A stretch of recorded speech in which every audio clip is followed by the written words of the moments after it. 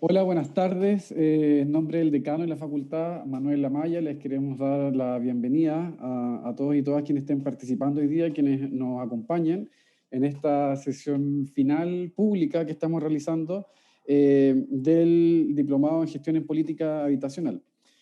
Como ustedes ya sabrán, en esta ocasión presentaremos algunos trabajos representativos de lo que se hizo en el diploma, ¿cierto?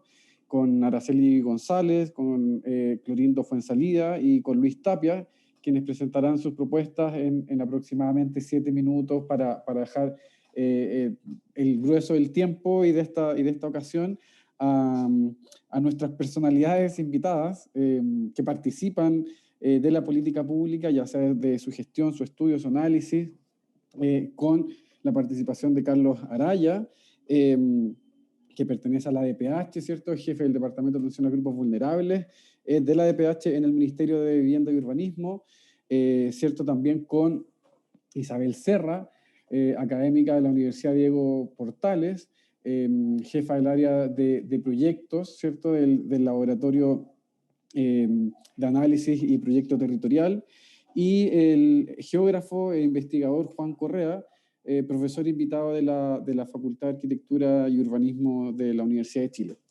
Me presento, yo soy Juan Pablo Urrutia, coordinador del diploma, junto a Elizabeth Ábalos, que también nos va a acompañar, y el profesor Francis Feniger en la instancia final de los comentarios, si es que así lo estiman necesario, eh, para comentar los trabajos que nos presente Araceli, Luis y Clorindo.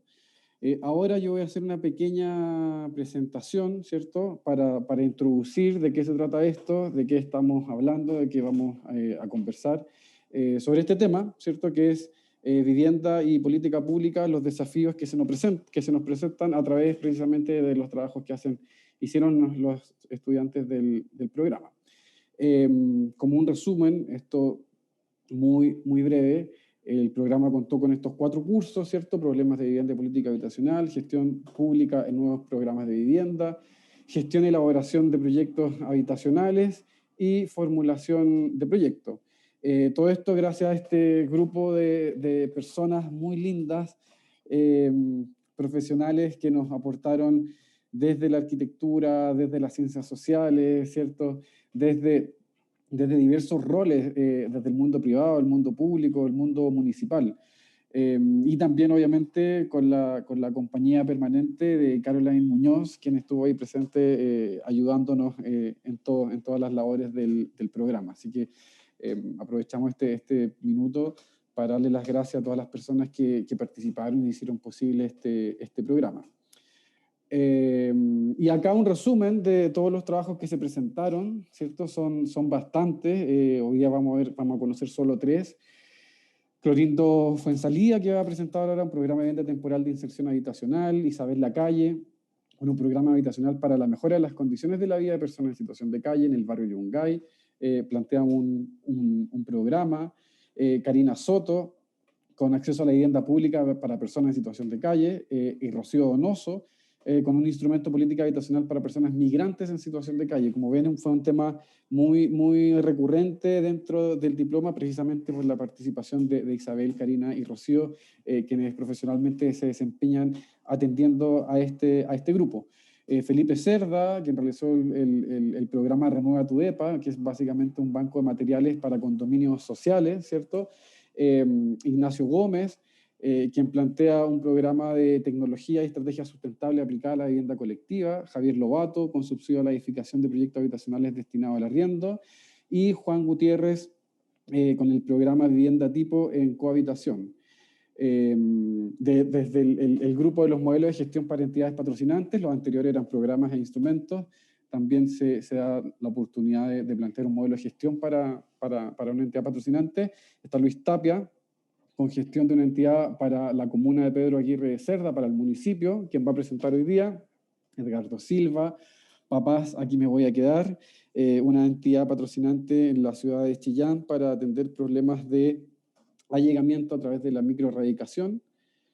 Y el tercer grupo de proyectos de vivienda colectiva, con Araceli González, que nos presentará hoy día, Cooperativa de Vivienda S49, Barrio La Brasilia en San Miguel, Emilio Cid, Vivienda de Pobreza Energética en Maipú, Juan Cáceres, Microrradicación, Juntos pero no revueltos en La Serena, Juan Chamorro, también Juntos pero no revueltos en Coelemu, Matías Álvarez, con Me establezco en mi campamento Talca, Milton Leighton, integración multiescalar en la toma del ex vertedero Los Rasuris, Cerrillos, y Natalia González con su propuesta conjunta habitacional para personas en situación de calle en el barrio Yungay en Santiago. Con esto quiero finalizar esta introducción que da contexto de lo que se hizo, lo que se habló, los temas que se indagaron, para dar paso, tal como lo plantea nuestro programa, a nuestro amigo y estudiante Clorindo Fuenzalida. Así que, Clorindo, cuando desees, la cámara es tuya.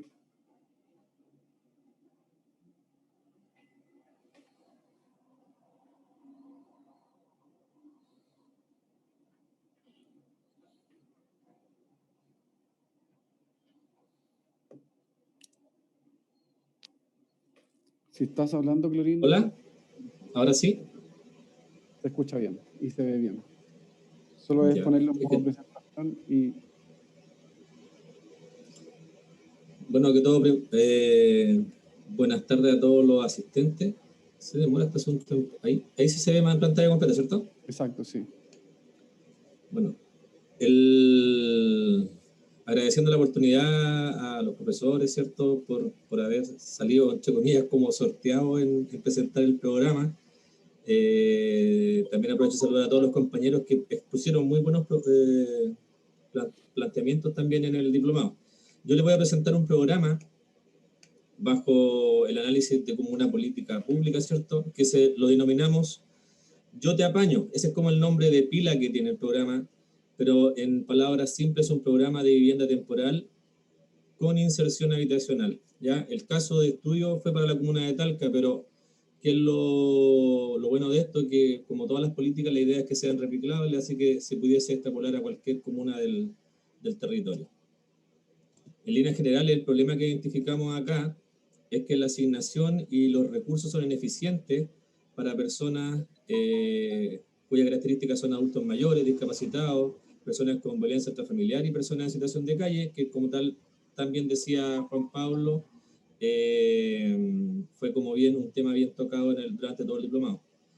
Esto se da tanto en los llamados regulares como en las asignaciones directas. ¿Cuáles son las causas que llevan a estudiar esta problemática? Es la baja asignación de subsidios para adultos mayores y discapacitados con condiciones de unipersonalidad, ineficiente aplicación de los convenios que actualmente mantiene el MIMBU, ya sea con Cernamec, con Mideso, o sea, en líneas generales multisectoriales. Personas que se encuentran en situación de calle, las cuales no son consideradas tácitamente en la política habitacional actual, una falta de oferta habitacional en cuanto a la adquisición de vivienda y también la oportunidad de arriendo para las personas que nosotros entregamos beneficios. Y por último, una ineficiente entrega de los recursos de asignación directa en facultades que tienen los CEREMI a nivel regional. ¿Qué efectos nos llevan a esto? Un hacinamiento extremo, rezago de las personas, infraestructura no pertinente, no adecuada, subsidios habitacionales no pertinentes tampoco, o sea, entregamos subsidios habitacionales que de repente muchas veces ni siquiera se pueden aplicar, habitar en condiciones precarias, aumento del valor del suelo, porque entre más subsidio entrega el ministerio, más aumentan los arriendos, aumentan los valores de la vivienda y lógicamente también aumentan los suelos para la construcción de conjuntos habitacionales. Y un malestar generalizado de la población en que dicen muchas veces que ¿por qué no me toca a mí si le toca a otro que tiene la misma característica o menos que las mías? En línea general, el programa se basa en una caracterización de la demanda en estos sectores: adultos mayores, discapacitados, familias en situación de calle y con violencia familiar, principalmente destinada a sectores vulnerables de la población.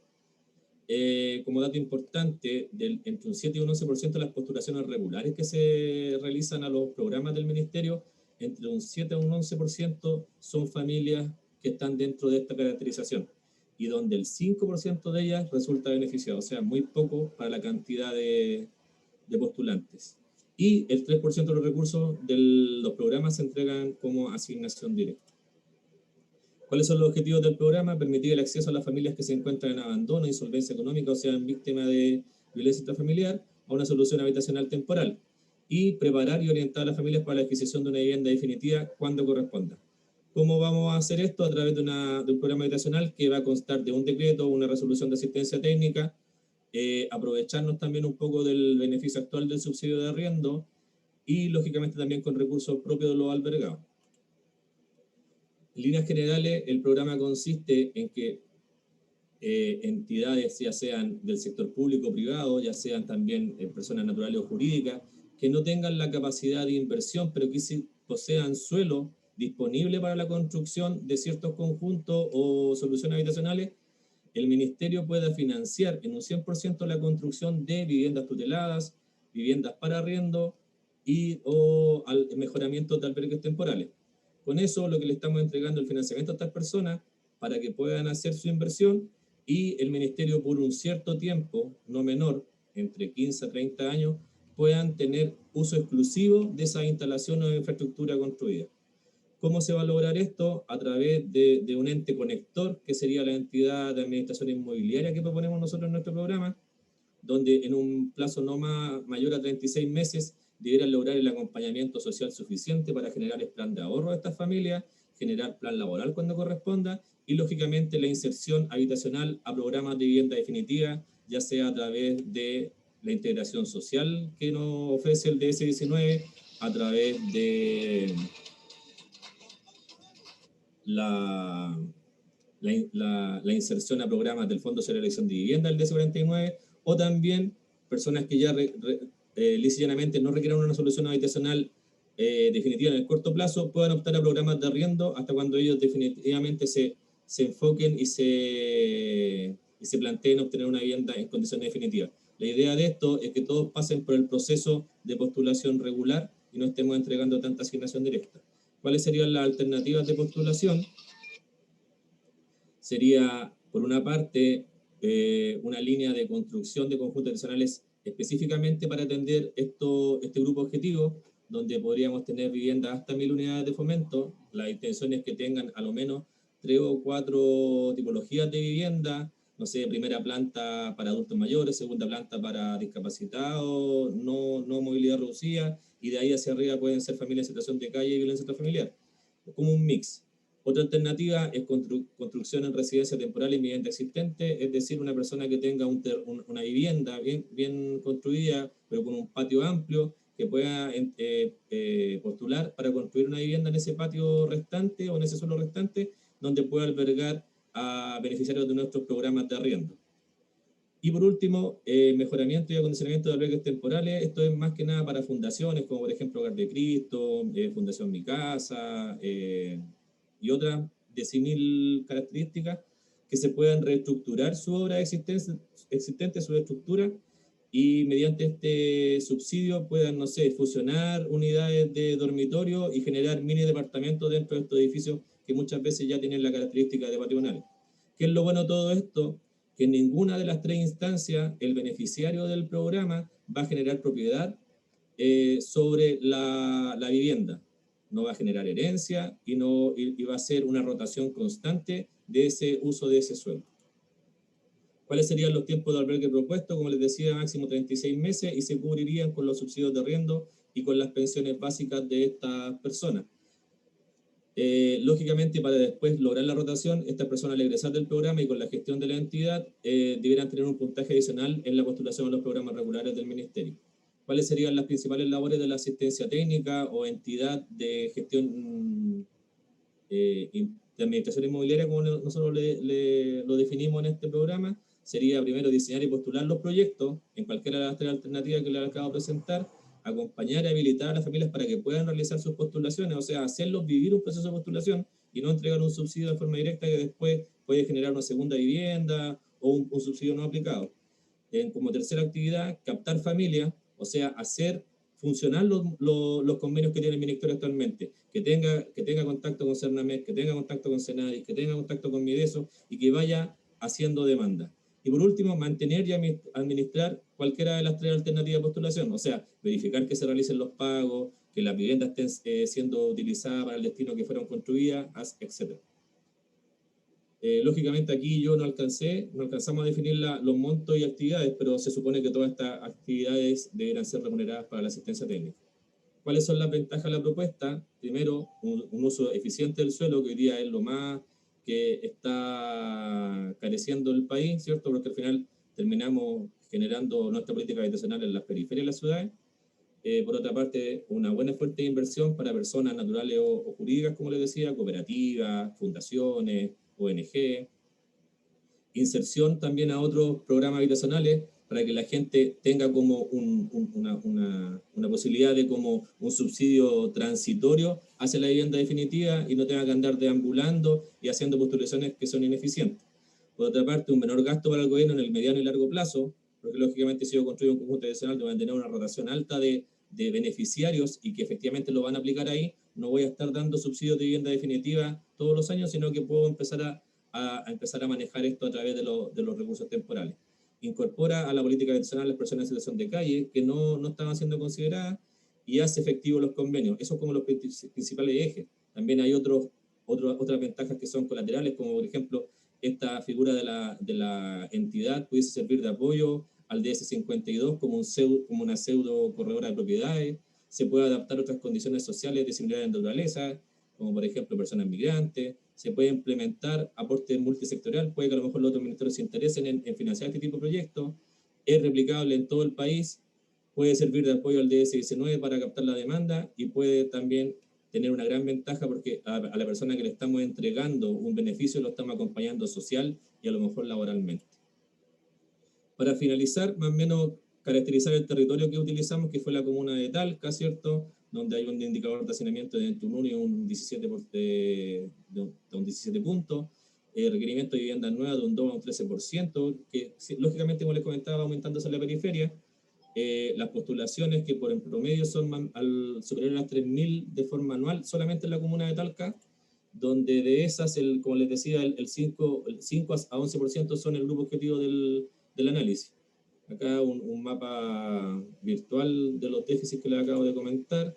Un ejemplo, por ejemplo, en el llamado 2019, en Talca hubieron 952 postulaciones, 41 de ellos fueron adultos mayores y 28 fueron movilidad, o sea, personas con discapacidad, de las cuales solamente 3 obtuvieron el beneficio. Ya estamos cerca del tiempo. Sí, y con esto estoy cerrando. Y eso es. Muchas gracias. Muchas gracias por tu presentación, Clorindo. Ahora vamos a continuar con Luis Tapia, que nos va a presentar un trabajo relativo al modelo de gestión de una entidad patrocinante. Así que, Luis, cuando quieras, puedes comenzar a compartir. El trabajo se titula Gestión de entidad patrocinante para Pedro Aguirre Cerda. Sí, voy a cargar la presentación al tiro, ¿ya? ¿Se ve ahí? Sí. Ya. Sí. Hola, muy buenas tardes a todos. Al igual que mi compañero, quiero dar las gracias por la oportunidad de poder presentar hoy, y también las gracias a los compañeros que formaron parte de este diplomado, y nada más que eso. Mi propuesta entonces es la reorganización de una EP municipal, en este caso de la Municipalidad de Pedro Aguirre Cerda, y el nombre del proyecto es Unidos por la Población La Victoria. ¿Ya? Acá, por ejemplo, tenemos una lámina donde nos muestra los límites de la comuna de Pedro Aguirre Cerda, ¿cierto? Y los límites también, en este caso, del polígono de la población La Victoria. La población de La Victoria es una población que se construyó en el año 1957 bajo el mandato del señor presidente Ibáñez. Cabe destacar que este fue autoconstrucción completamente esta población. Pertenecen a la unidad vecinal 3 y 3A, con una totalidad de 3.170 sitios aproximadamente. Identificación del problema, ¿cierto? A escala de vivienda, usuarios con necesidad de vivienda, ¿cierto? Como comuna y como población, es una comuna dormitorio donde presenta, por su condición de comuna prácticamente central, escala de barrio, deterioro de espacios públicos, ¿cierto? Pavimentos en mal estado, deficiencia de áreas verdes y de recreación, diagnóstico socioterritorial. vecinos de tercera edad, ¿cierto?, con hacinamiento. La municipalidad, ¿cierto?, cuenta con un déficit en la organización de su entidad patrocinante y con un déficit en la cantidad de profesionales que trabajan en ella. A escala de vivienda, en este caso, viviendas inhabitables, viviendas no regularizadas, viviendas con ampliaciones irregulares, como se observan en las imágenes, el estado en que se encuentran las viviendas y el polígono en la otra imagen de la población La Victoria, que es muy grande. A escala de barrio, escala de mesobarrio, ¿cierto? Problemas de pavimentos participativos, ¿cierto? Sitios eriazos, bajo índice de arborización, algunas de las calles no cuentan con veredas, por ejemplo, alto nivel de intervención del gobierno por problemas de narcotráfico, que ha hecho que esta población sea estigmatizada a nivel de comuna. Acá, por ejemplo, tenemos la unidad vecinal 3 y 3A, como decía, correspondiente a la población La Victoria, porcentaje de vulnerabilidad, adulto mayor, hacinamiento y allegamiento, familias extranjeras con jefatura femenina. En este caso, la propuesta es la EP PESAT complementaria a la municipal existente. Potenciar la intervención en barrios y viviendas con mejoramiento de entornos y pavimentos participativos. ¿Cómo hacemos esto? Estrategia de intervención que permita el funcionamiento de múltiples sectores y escalas para una intervención consolidada. Vínculo con la Ceremi para desarrollar una intervención global, vivienda, entorno, barrio y seguridad. Generar un modelo de gestión para incorporar recursos de Ceremi directamente. Generar recursos a través del subtítulo 31 del gobierno regional. Vínculo entre la municipalidad y el ministerio para apalancar recursos. Etapas de la intervención. En este caso, la primera intervención sería análisis de barrio. Seguido de eso, pavimentos participativos. Y la segunda intervención, el análisis de vivienda dentro del polígono de la población de La Victoria. Programa integrado complementario a la propuesta. Tenemos, ¿cierto?, la EP municipal. Tenemos un programa complementario, sería el DS27, ¿cierto?, el capítulo 1, con mejoramiento de plazas y entorno y canchas. Mejoramiento de barrios con el programa Quiero mi barrio dentro de la población. Mejoramiento de pavimentos participativos dentro del polígono. Decreto Supremo DS49, pequeño condominio y construcción en sitio propio. Dentro de esta propuesta tenemos el equipo técnico, que serían 4 profesionales arquitectos, los cuales tienen sus funciones definidas, en este caso, por ejemplo, análisis de territorio. El segundo arquitecto hace el DS49, DS27, arquitecto 3, DS27, y el arquitecto 4 hace la regularización de vivienda, que es un problema que se encuentra dentro de la población. Como son autoconstrucciones, no pueden optar a ningún tipo de subsidio. Abogado, por ejemplo, un abogado que hace estudio de título, y nos va a apoyar el pequeño condominio, DS49, el constructor civil, que son 2 profesionales, ¿cierto? Y también 2 profesionales del área social, que puede ser asistente social o sociólogo. Acá tengo los ingresos de los recursos. Desde el mes 1, el planteamiento de barrios. En este caso, el total de ingresos por barrio más municipio más la asistencia técnica me da un total de 488,6 millones en los 3 años. Para el DS27, considerando la intervención, en este caso, en 5 plazas o 3 plazas y 2 canchas. En el DS49 son 20 y pequeño condominio son 20 construcciones en sitio propio. ¿Ya? En este caso, el total de ingresos profesionales requeridos son 554,5 millones en los 3 años. En este caso, la intervención, como decía anteriormente, es del mes 1 al 36, o sea, en 3 años. El déficit de 65,8 millones será requerido al gobierno regional para complementar el pago de los profesionales, más el 50,9 millones para poner el 10% del ahorro del DS27. O sea, que en este caso, la plata que nos resta para poder cubrir la remuneración de los profesionales, más el ahorro del capítulo 1, en este caso de mejoramiento de entorno, se le requerirá al gobierno regional, en el título 1, ¿cierto?, con un total de 116,7 millones. Acá tenemos definido el territorio, en este caso, a intervenir en los 3 años. Los enumeramos como partimos, en este caso, en la primera intervención, el territorio número 1 en amarillo. Contempla área de intervenir, en este caso, pavimentos participativos más barrios. 3 plazas, 2 multicanchas, DS27, capítulo 1. 20 construcciones en sitio propio. 20 pequeños condominios de 3 familias. ¿Ya? Como conclusión, para poder abarcar toda la población se necesita mucho tiempo. Si yo considero que por cada intervención, de acuerdo a lo que se grafica en la imagen, me demoro 3 años aproximadamente, debería, para poder intervenir la población La Victoria completa, que es muy grande, me demora aproximadamente 33 años. Como conclusiones, los plazos son muy extensos para realizar una mejora integral en la población. Los pagos de asistencia técnica no alcanzan para cubrir la gran demanda habitacional que existe, aún complementando con recursos del programa Quiero mi barrio y aportes municipales. Incentivar a los equipos de profesionales. Se requiere más recursos destinados a la asistencia técnica para mantener a los profesionales a través del tiempo. ¿Qué quiere decir esto? Que hay mucha rotación de profesionales. La idea es mantener un equipo consolidado, robusto, fuerte, para poder desarrollar bien este proyecto. Incorporación de programas complementarios. Necesidad de asignar recursos desde el gobierno regional u otro para poder llevar a cabo una propuesta integral a la intervención. Recursos humanos orientados al mejoramiento de barrios deben ser más flexibles en la participación de las actividades integrales. Los aportes de barrio y población no se remiten a una actividad puntual. Por lo tanto, es esencial llevar a cabo la propuesta integral de mejoramiento. Esa sería mi presentación. Muchas gracias. Muchas gracias, Luis. Te pasaste súper bien. Así que ahora damos el paso a Araceli González, quien nos va a presentar la tercera propuesta, ya en este caso de un proyecto, ¿cierto?, de vivienda colectiva, en modalidad cooperativa, ¿cierto?, marcado en el DS 49 para el barrio La Brasilia en San Miguel. Así que Araceli, cuando quieras. Buenas tardes. Saludos a todos. Mi nombre es Araceli González y voy a presentarles el diseño de un proyecto de vivienda, que es un proyecto de vivienda flexible cooperativa, y la idea es que este proyecto sea un soporte para la discusión de las políticas habitacionales.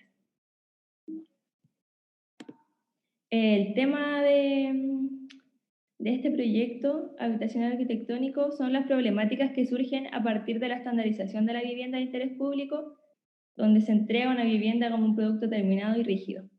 Entonces, las políticas habitacionales presentan una concepción de familia estándar, donde se estandarizan los recintos, las superficies mínimas. Por tanto, la diversidad de hogares que existe, por ejemplo, en la figura 1 se puede ver la diversidad de tipologías de hogares que actualmente, los ciclos de vida familiares, el crecimiento o decrecimiento, el cambio de las necesidades de las familias, la lógica de los hogares extensos, de la corresidencia, de compartir espacios, los hogares unipersonales, todo ello no se ve reflejado en el diseño de las propuestas arquitectónicas. Si bien el MIMBO ha estado realizando esfuerzos a partir de esto, creo que es un tema que se debe tratar y reforzar. La localización del proyecto es en el barrio La Brasilia, que está en el área suroriente de San Miguel. Este es un barrio que tiene lotes 9x18 y que presenta un alto déficit cuantitativo. Se escogió este terreno que está presentado en esta imagen por su centralidad y por la idea de fusionar los 4 lotes cabezales de manzana de manera de generar como una escala media, que este terreno está cercano a una plaza y aprovechar esta centralidad para que el proyecto sea como un ejemplo y sea un proyecto piloto que se pudiera replicar en el resto del barrio La Brasilia. En cuanto a la propuesta, es una propuesta arquitectónica flexible, donde las unidades habitacionales se conformaron, se hizo como un mix a partir de la composición de hogares de la unidad vecinal del barrio La Brasilia, de manera de tener una diversidad tipológica. Estas tipologías presentan una flexibilidad interior a través del sistema retráctil, donde se pueden abrir o cerrar espacios de acuerdo a la necesidad de las familias, y se presentan las tipologías que voy a explicar mayormente en las plantas, pero son viviendas con un espacio intermedio, módulos que se puede cambiar su uso, se pueden intercambiar o ceder, que esto es para los hogares bi- o monoparentales, viviendas con 2 accesos para los hogares extensos, de manera que cada núcleo acceda de forma independiente a sus espacios privados, vivienda unipersonal y una vivienda para movilidad reducida. Cuanto a los espacios comunes, la idea es potenciar los espacios domésticos colectivos de cocina, de comedor, sobre todo para las viviendas unipersonales que presentan una superficie menor, patio y terraza, una sala de reunión de la cooperativa y espacios productivos en el primer piso.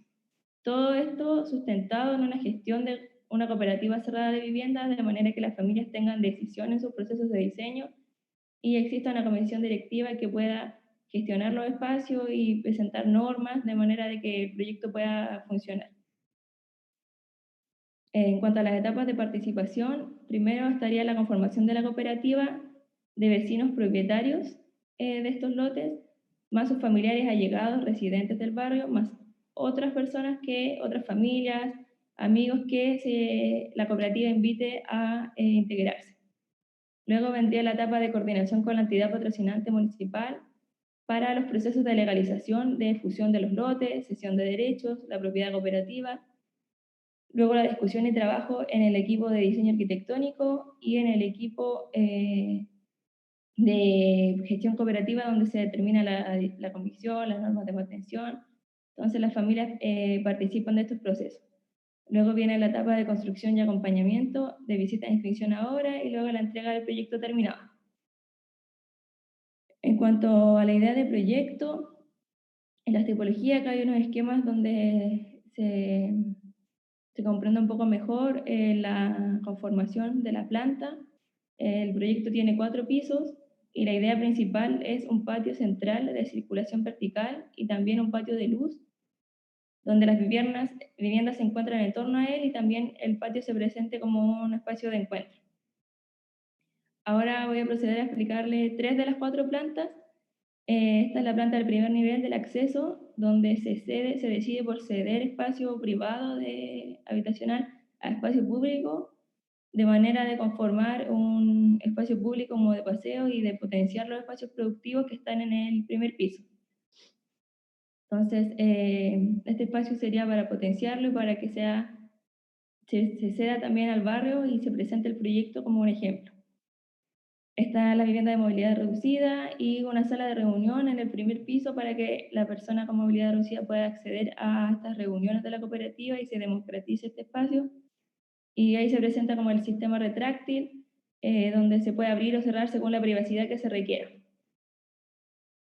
Luego en la planta de segundo nivel, como espacio común, está la terraza y el espacio doméstico de cocina y de comedor.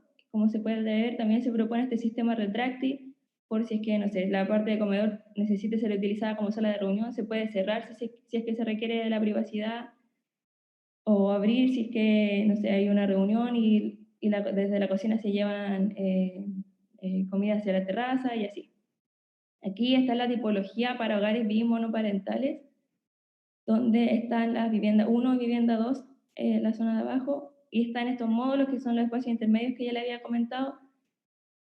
Entonces, por ejemplo, la vivienda 1 ocupa su módulo como espacio dormitorio y la vivienda 2 lo ocupa como sala de estar, sala de televisión.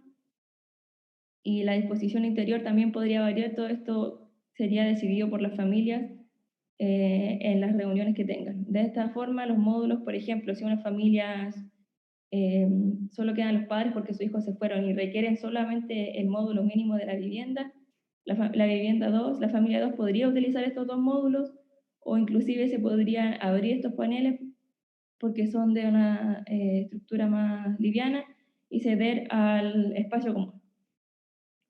En la planta del tercer nivel está la tipología en la zona del medio de la vivienda unipersonal, donde se puede abrir el dormitorio. Esto es para parejas o personas solas, entonces se presenta como el espacio mínimo de una vivienda. Y a los lados están las viviendas, la tipología de vivienda de 2 accesos, que son para los hogares extensos.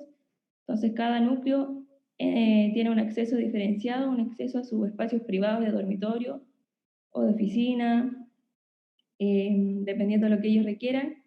Y ahí cada núcleo accede al espacio común central, donde está la cocina, el comedor, la sala de estar y un balcón común. Por último, presentar esta imagen axonométrica, donde se explica un poco cómo se vive el proyecto. Se muestra ahí el patio de luz, la terraza en el segundo piso, el espacio público cedido, donde se accede a los comercios o a los talleres, que dependiendo de lo que la cooperativa decida, el acceso al proyecto.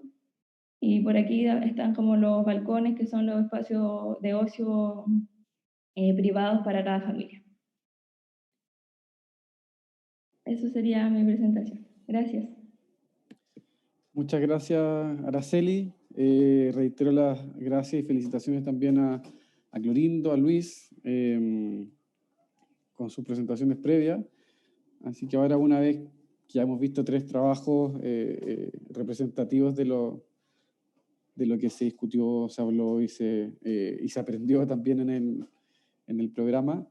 Nos gustaría contar con la opinión de Isabel, de Juan, de Carlos, de cómo ven ustedes que hay temas de la política habitacional que se están poniendo en tensión, temas que se empiezan a levantar, y cómo podríamos pensar en una política distinta a partir de algunos de los ejemplos como los que nos mostraron ahora. Así que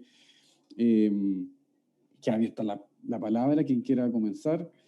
No sé si Isabel o Carlos o Juan pueden prender su cámara ya, no hay problema, y destinar estos minutitos que nos quedan, 30 minutos, un poquito menos, para escuchar sus opiniones, que cada una y una de los estudiantes van a estar súper atentos a que ustedes puedan comentar. Así que, no sé. Ya, yo le doy. Ya, vamos Isabel, dale, dispara tú primero. Ya, bueno, felicitarlo de todas maneras. Yo creo que solamente la iniciativa del diplomado es un diplomado que debería haber existido hace mucho tiempo.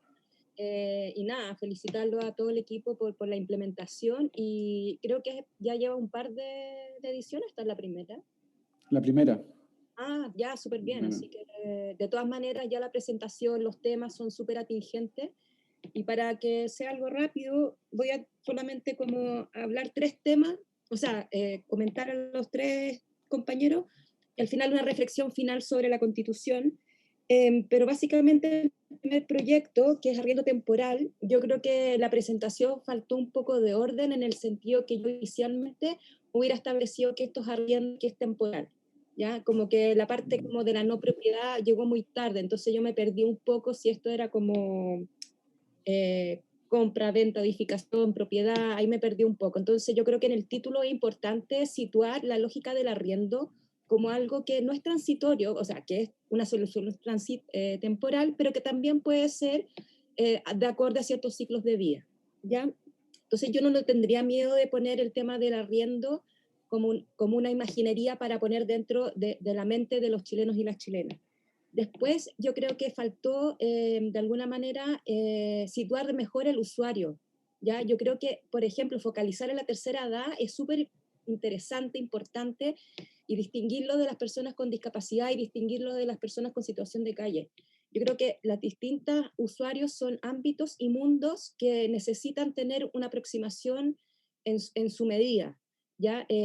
Respecto a las características de las habitaciones, respecto a las características de los ahorros o posibles ahorros o no. O sea, la tercera edad, no sé si tiene capacidad de ahorro. Una persona con discapacidad generalmente vive con una familia, y las personas en situación de calle también son otras condiciones. Entonces yo hubiera como diferenciado o focalizado en el yo te apaño específico y definir mejor los usuarios, ¿ya? Y lo otro que acá yo creo importante, en diferencia del primer y el segundo proyecto, yo creo que aquí entra el municipio, debería entrar de mejor manera, y eso es lo que vamos a discutir después en el tema constitucional, porque el segundo proyecto tiene un ámbito que es mucho más regional. Yo creo que este es un ámbito donde la municipio y el gobierno local podrían ejercer un rol mucho más potente en la lógica de que el gobierno local sea dueño de estas viviendas, ¿no es cierto? O gestionar, ¿no es cierto?, el arriendo de estas viviendas. Versus el segundo trabajo, que tiene una lógica más regional, porque, ¿no es cierto?, ahí involucra involucra al GORE, ¿no es cierto?, y involucra distintos programas. Yo ahí le diría al compañero que no anoté el nombre, que uno podría hacer un mix con otro tipo de programa, incorporando el programa del BID de barrio patrimonial, diciendo, no sé, por ejemplo, que La Victoria es un patrimonio intangible, y también incorporando también platas de interior y de seguridad, dándole una vuelta a la lógica de inversión de seguridad respecto como la seguridad militarizada, uno podría hablar, sino que la seguridad en inversión de mejoramiento de barrio. Entonces, si tú hacías una lógica como ya, el quiero mi barrio, el patrimonial, el inversión de seguridad, yo creo que ahí uno podría obtener un monto más potente. Y también esto sería una lógica, ¿no es cierto?, a nivel regional. Y después el cooperativismo, yo creo que es súper interesante meterle mano ahí, estudiar. Tenemos muchos ejemplos latinoamericanos, muchos ejemplos también europeos, súper interesantes. Yo creo que, tampoco noté Araceli, yo creo que ahí la Araceli se engolosinó con la forma, y creo que ahí todavía no hay que llegar. Yo creo que todavía hay que investigar, antes de llegar a eso, la historia de nuestro cooperativismo, por qué aún existiendo el cooperativismo no ha funcionado, ¿ya? Y eso también lleva a entrar a las formas nuevas de financiamiento, ¿ya? Entonces, el ámbito de formar una cooperativa es súper importante, y antes de llegar a la forma, yo creo que hay que tener súper claro qué significa el cooperativismo y cómo eso podría entrar en la discusión ahora constituyente. Y para cerrar y para darle paso a los compañeros, el proceso, la Constitución tiene dos ámbitos, uno que es dogmático y otro que es orgánico. El orgánico tiene que ver con la distribución del poder y el dogmático tiene que ver, ¿no es cierto?, con los derechos y los deberes, ¿ya? Entonces, por un lado, tiene que estar la discusión del derecho a la vivienda, el derecho a la ciudad, incluso se podría hablar del derecho a la movilidad, y en el derecho a la vivienda deberíamos estar, y eso, ¿no es cierto?, acompañado con la discusión del derecho a la propiedad, ¿no es cierto?, el derecho a la función del suelo, y ahí, ¿no es cierto?, hay una serie de derechos que uno debería discutirlo en la perspectiva de la política habitacional y en estos nuevos temas emergentes, ¿ya? Que tiene que ver con mayor focalización, que tiene que ver con nuevos tipos de tenencia, que tiene que ver con distintos ciclos de vida, etcétera, etcétera. Pero por otro lado, y que no hay que dejar de verlo y de mirarlo, es la discusión orgánica, que tiene que ver la distribución del poder, es decir, ¿dónde va a estar la política habitacional situada?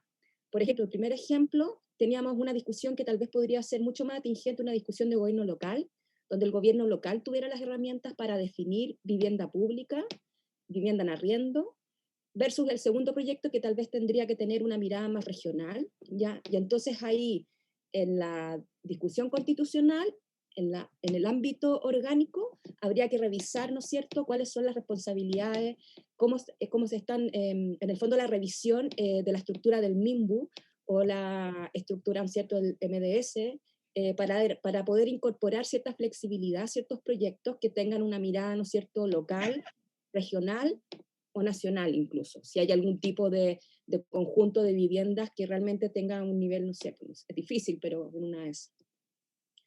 Eso. Muchas gracias, Isabel. Súper aportes para ir profundizando y tensionando, sobre todo, a mí por lo menos me interesa mucho lo del cooperativismo, o sea, cómo poder, de alguna manera, posicionarlo como una alternativa, ¿cierto? Yo creo que hay... Dale. Salir de la lógica del capitalismo en general. Entonces es un quiebre súper importante, entonces no puede pasar tan colado. Sí, ¿Cachai? sí. Hablar de cooperativismo es hablar de un proyecto de izquierda que sale, ¿no es cierto?, de una visión de mercado inmobiliario, ¿ya? Entonces habría que hacer un estudio, yo creo que más acucioso, por lo menos antes de llegar a una forma. Sí. Yo creo que quizás Carlos ahí nos puede comentar algo a propósito de si se ha indagado, algo salió por ahí desde el ministerio, bueno, y también consultarte sobre las presentaciones que acabamos de ver. Gracias, Juan Pablo. Sí, felicitaciones a Clorindo, a Araceli y Luis también, y a todo el resto de los alumnos y alumnas también, porque fue una experiencia muy interesante. El curso cumplió todas nuestras expectativas cuando empezamos ahí a trabajar juntos con Juan Pablo y Elizabeth, ¿cierto? Y Ricardo también, no dejar de nombrarlo. Y felicitarlos también, y también por el buen manejo de la presentación, la propuesta y el tiempo, ¿eh? Dejaron la vara bien alta y fueron cronométricos y exactos para sus presentaciones. ¿Eh? No es fácil hacerlo. Ensayamos harto. Sí. Y para hacer mérito,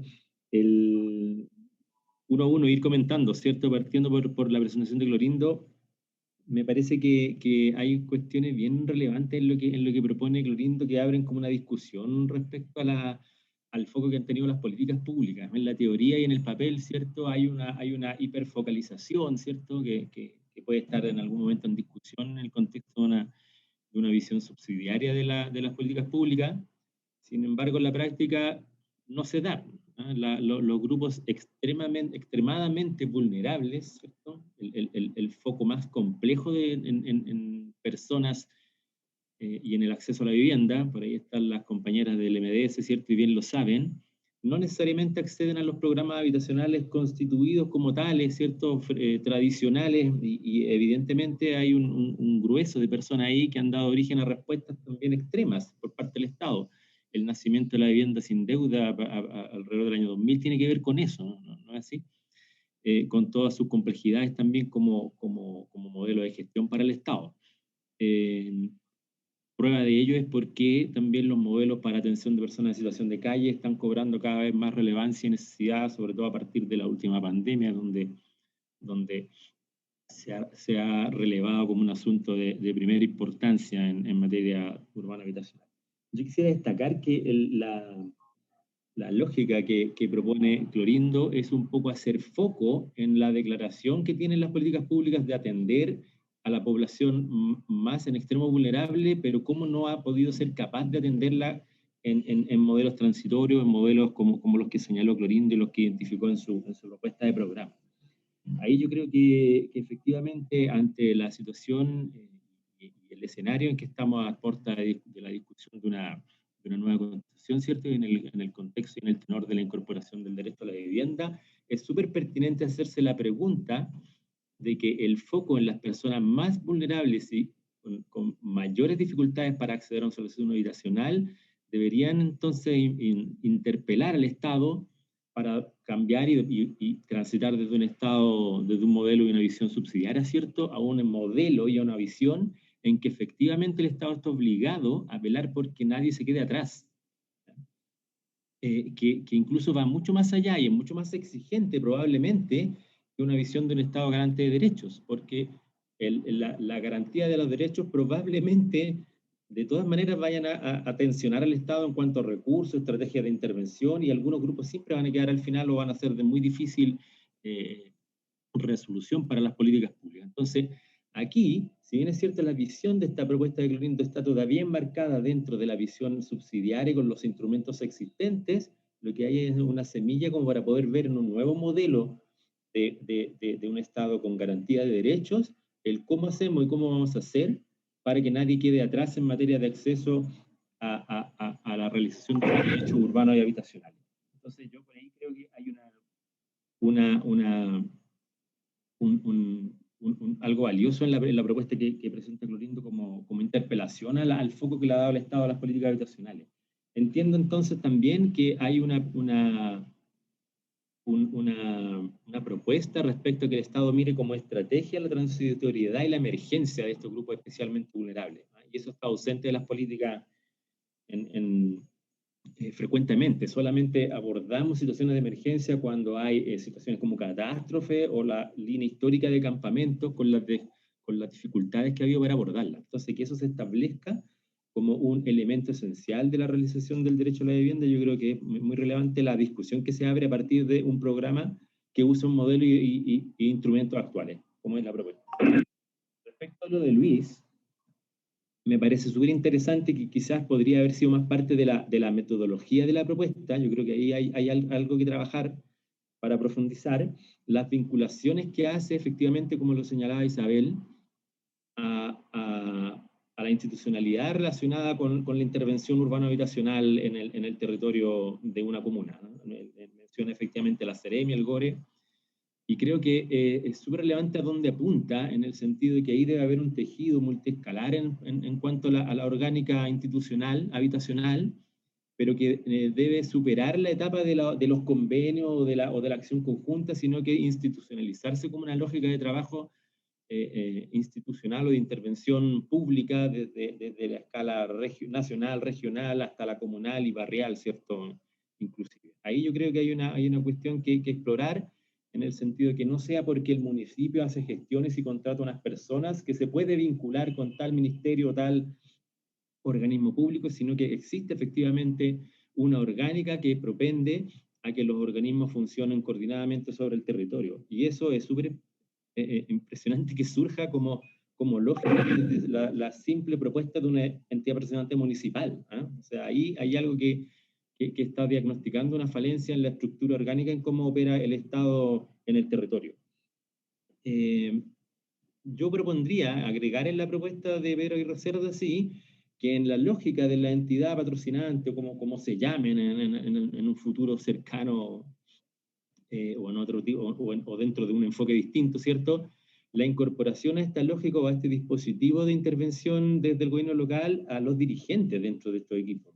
Los dirigentes locales, o sea, perfectamente podrían estar incorporados en el modelo, no solamente profesionales, que obviamente son necesarios para desarrollar las labores que competen a una entidad patrocinante, pero también cómo se vinculan y se incorporan los dirigentes en esa estructura, ya sea de las juntas de vecinos, de los comités que existan o de las organizaciones comunitarias que operan sobre el territorio. Yo creo que debería de reconocerse un rol específico de ellos en la orgánica que está proponiendo Ruiz para, yo diría, más que una entidad patrocinante ya, o sea, efectivamente es un dispositivo municipal para poder potenciar la acción urbano-habitacional del ministerio. Y eso nos lleva también a pensar, que lo planteaba en su conclusión Luis, ¿cierto?, que es muy necesario entonces que exista un financiamiento lo más consolidado y permanente posible para mantener en el tiempo estas competencias locales para poder desarrollar estas tareas. Lo que hemos visto siempre en la historia, ¿cierto?, es que algunas municipalidades tienen la capacidad para formar estos equipos, ya sea entidad o en el formato que sea. Por ahí en algún municipio por mucho tiempo operó una gerencia de la vivienda que tenía el rango de entidad patrocinante con bastante éxito, pero hay otros que no tienen ninguna posibilidad de acceder a la conformación de este tipo de equipos. Entonces ahí, por cierto, también la concurrencia de recursos públicos para la creación de estos equipos es vital. Yo creo que la propuesta de Luis abre esa discusión. Y dejo para el final entonces la exposición de Araceli. Concuerdo que el cooperativismo es un tema obviamente abierto en el que estamos trabajando hace algún tiempo ya, con algún pilotaje y la incorporación de medidas y instrumentos de gestión desde el ministerio, con algunos pilotos en curso ya, y con una experiencia que se dio en noviembre ya como un segundo llamado que hicimos a la postulación de proyectos cooperativos autogestionados por parte de cooperativas en algunas regiones del país, ¿cierto? Ya hemos avanzado algo en ese trecho y hemos trabajado, evidentemente, con distintos actores e interlocutores sobre el tema. Evidentemente la presentación de una propuesta en ese sentido es bien compleja, porque es un modo de hacer contracultural, ¿cierto? Que no está hoy día en la lógica de las personas que buscan acceder a la política para obtener un bien personal, ¿cierto? Y yo rescataría que cuando lleva esa lógica de la flexibilidad de los instrumentos y que requieren los instrumentos que han ido siendo incorporados también en la línea que hemos generado para la actuación de cooperativas en proyectos habitacionales, lo traslada al proyecto, y yo creo que ahí abre una discusión tremenda, porque la historia de la política habitacional ha estado asentada en la normatividad, ¿cierto?, del instrumento, del artefacto de la unidad vivienda. ¿Ah? Y cuando mucho en los espacios comunes y luego el espacio urbano, pero no ha estado centrada como foco en el edificio inmobiliario, en el edificio habitacional, perdón, ¿cierto?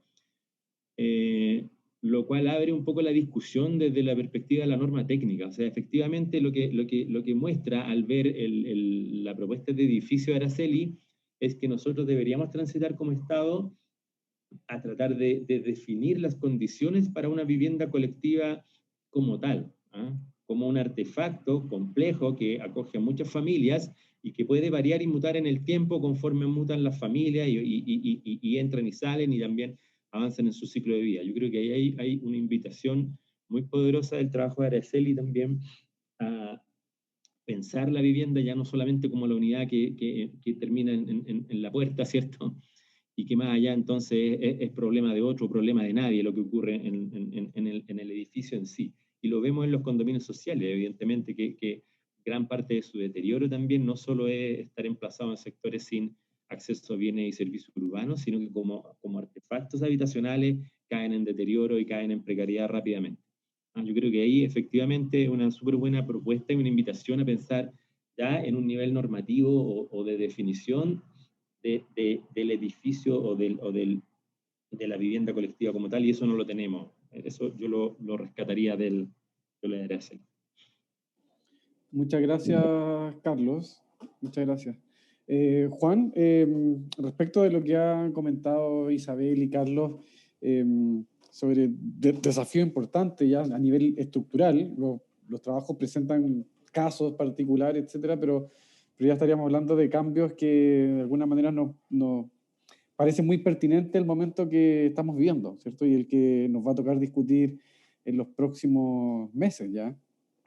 Sobre una nueva manera de cómo queremos organizarnos, ¿cierto? ¿Cuáles van a ser esos principios? ¿Cómo lo ves tú desde la mirada de alguien que ha investigado sobre todo temas de desigualdad y segregación? Bueno, gracias por la invitación, primero que nada, y también felicitaciones a los estudiantes, todos los diplomados, a los compañeros que pusieron, Luis, Clorindo y Araceli, muy buenos trabajos, excelente, creo que todo está bien la valentía de hacer un diplomado en pandemia, porque mucha gente tal vez años se enfrentó a esa dicotomía de estudiar en pandemia, o sea, clases offline, nunca tal vez este curso tal vez nunca se conoció en persona. Y ahí justamente destaco lo que mucho mencionaba Carlos sobre la importancia de estos diplomados como un poco teniendo desafío como para salirse de la caja, como dicen los gringos out the box. Yo creo que justamente los tres propuestas abordan levemente y los invito a impulsar como nuevas lógicas de replantear la ciudad, como ejemplo la propuesta de rediseñar las EP, la vivienda temporal o transitoria, o también las cooperativas, pero en el fondo siempre seguimos anclados a lógicas subsidiarias, por ejemplo. Y ahí como es clave como en el fondo yo creo que lo que hice esto de como pensar nuevas formas de tenerse, por ejemplo, Clorindo, que no sean solo propiedad, yo también empezar el arriendo, las cooperativas, también es súper fundamental también empezar a incluir más esta mirada a múltiple escala, de hecho creo que Clorindo me lo mencionaba cuando habla de la micro, meso, macro escala, cual es súper urgente, aquí Carlos no es para él, pero ya todos sabemos que por ejemplo el MIMBO estos últimos 40 años ha pecado mucho en términos de mucha vivienda y poco urbanismo.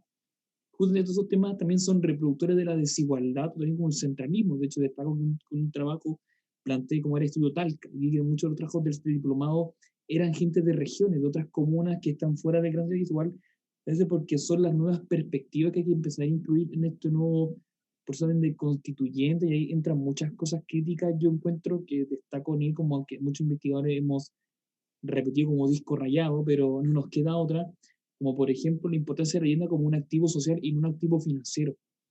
Cuando vemos que, por ejemplo, ha aumentado notoriamente el déficit en Talca o en Santiago el hacinamiento, también está súper como vinculado, por ejemplo, a los efectos de la desregulación del mercado inmobiliario, cual por el proceso de financiarización ha hecho que se construye no para quienes necesitan vivienda o necesitan o puedan pagar, sino para quienes pueden invertir. Ese tipo de lógica que entra, por ejemplo, el tema de planteé saber sobre lo dogmático, lo normativo, también entran cosas como, por ejemplo, la importancia de descentralizar y desconcentrar el poder, o miradas más multisectoriales. ¿Qué pasa, por ejemplo, cuando el Ministerio de Vivienda y Urbanismo no conversa con Mineduc, no conversa con MOB, no conversa con Transporte, no conversa con MISAL? Por ejemplo, el último ejemplo de eso yo destaco bastante, y algunos colegas acá de la Chile han estudiado, gente del magíster y el doctorado, que por ejemplo el Hospital Nuevo Santiago Norte está en medio de la nada, en un sector rural de Colina que está a más de media hora en transporte privado de Lampa a Colina, o Quilicura, en un sector industrial, o sea, donde la ciudad no va a llegar ahí en el corto plazo. Y hecho, las mismas políticas públicas, como ha mencionado Carlos, la idea están apuntando a la regeneración urbana, o sea, a la densificación más integrada, más planificada, más consensuada. El trabajo de Araceli hace un excelente esfuerzo, yo creo, pero es un gran trabajo arquitectónico de decir si se puede vivir en 4 pisos en un nuevo 18. Yo siempre lo destaco como Gambito también. Hay más de 10.000 hectáreas de terreno nuevo 18 en Santiago, y creemos que hay 20.000 más en todo Chile. O sea, en verdad uno podría reciclar suelo urbano fácilmente, generar un mayor stock habitacional con nueva tenencia. Hay que salirse, por ejemplo, yo creo que es fundamental en el nuevo Chile salirse de la dinámica de la casa propia. Y es muy difícil, o sea, yo creo que estamos todos súper como arraigados a algo, y hay que entender que tenemos que salirnos de ese buscar otra forma de tenencia segura, debemos de erradicar esa necesidad, pero está súper involucrado a que mientras que en Chile los otros derechos no estén garantizados, como la educación, la salud o la vejez, la gente no va a dejar de ver la vivienda como un salvavidas o como un instrumento de inversión y poder revender en caso de emergencia. Y eso justamente lleva nuevamente al tema de la financiarización, la expansión urbana, todo lo que hemos instrumento. Yo creo que destaco mucho de estudiantes como el diplomado ese interés de salirse de la caja. Y lo invito a hacerlo más seguido, como repensar otras formas de hacer ciudad, de hacer vivienda de forma integrada. Yo ahí destaco con mucho como interés personal el caso de Araceli, las cooperativas. Es un tema que en Chile a mucha gente le suena a comunismo, erróneamente, que mucha gente le tiene miedo, pero pensemos de que en Chile hubieron cooperativas de vivienda y fueron bastante bien. De hecho, hoy en día aún existen. Column, cooperativa láctea de la Unión, o sea, Capel también, cosa que uno no se sorprende, y creo que intenté tal vez explorar ese mecanismo, tal como dice Isabel, que nace desde las visiones de izquierda, que utiliza lo mejor del modelo capitalista, pero para dar un bienestar social. Creo que ese tipo de lógica hay que seguir explorándola y ojalá como incluirla dentro de la nueva constitución. Y ahí siempre todos decimos como que, con esto cierro como caballito de batalla, lo clave que es en la constitución nueva, por ejemplo, asegurar el tema de la función social de la propiedad, que por encima del derecho a la propiedad privada, que es justo para muchos, esté también el derecho a la función social de la propiedad, o sea, que como sociedad podemos decir que hace con determinado terreno o paño o sector de la ciudad, en buscando el mayor beneficio social para todos los ciudadanos. Eso, reitero mi ejercicio sobre el espacio y invito a los estudiantes del diplomado, porque creo que es un trabajo súper importante y que este diplomado tenga muchas más ediciones, también incluso un posgrado, que sea de un magíster y profesor Urrutia, porque creo que se puede aportar mucho, que los próximos 20 años del país van a ser súper clave. Vamos a reconstruir el país de una vez por todas y creo que necesitamos más propuestas como esta. Muchas gracias Juan. Complementar que sí, en la facultad está el Magíster de Hábitat Residencial que está trabajando estos temas y desde hace bastante tiempo ya, así que ahí hay otras posibilidades. Lamentablemente el tiempo se nos fue, no nos podemos pasar mucho de las 7, así que vamos a tener que despedir la sesión pública, ¿cierto? Nosotros podemos seguir en privado. Quienes están como estudiantes, ¿cierto? Y nuestros invitados también. Pero lamentablemente la sesión abierta esta la tenemos ya que ir cerrando, así que agradezco públicamente a Clorindo Fuenzalía, Luis Tapia, Araceli González, ¿cierto? A Isabel Serra, a Carlos Araya, a Juan Correa por sus valiosas aportes y comentarios que hicieron a propósito de los trabajos que hicieron algunos de los estudiantes del diplomado. Y nada más recordar que ya está disponible una versión siguiente que comenzará a mediados de abril del próximo año, ¿cierto?, del diploma, para quienes puedan estar interesadas o interesados en hacerlo. Por ahí van a poder ver un link, ¿cierto?, en el chat de Facebook, donde pueden tener más información al respecto. Así que nos despedimos en este minuto. Quienes están en el Zoom no se vayan porque vamos a continuar. Así que le damos las gracias a todos y todas quienes nos acompañaron, ¿ya? Así que muchas gracias y nos veremos en marzo.